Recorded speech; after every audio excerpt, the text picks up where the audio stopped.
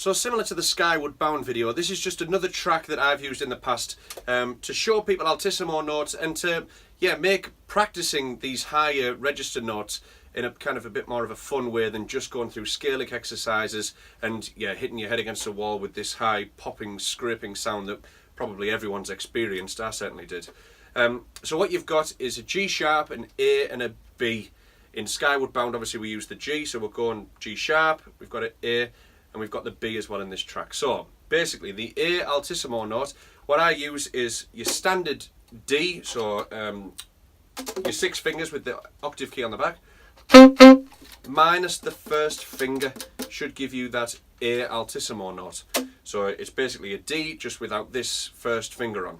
I've seen people play this with kind of like your Spider-Man fingers, so you've got your A and your G, little reference to my son there, and your 3 keys on the side. People use this kind of trill C key, so the central one of the 3.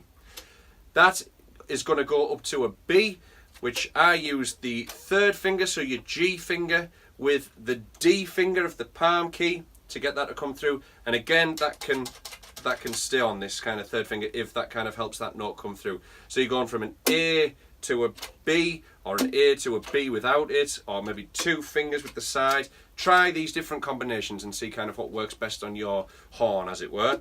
Then the G sharp, and I apologise in advance for any tenor saxophone purists out there, but this note kind of comes out for me, so I've used it, and I like to kind of keep as much continuity between the 2 saxes. I'm pointing there at my alto, my tenor, cases I should say, there's my tenor. But yeah, on the alto, G sharp works as the 2 forks, so basically if you imagine your D again, minus the 2 middle fingers with the central key of the 3, so that C again, that C trill key.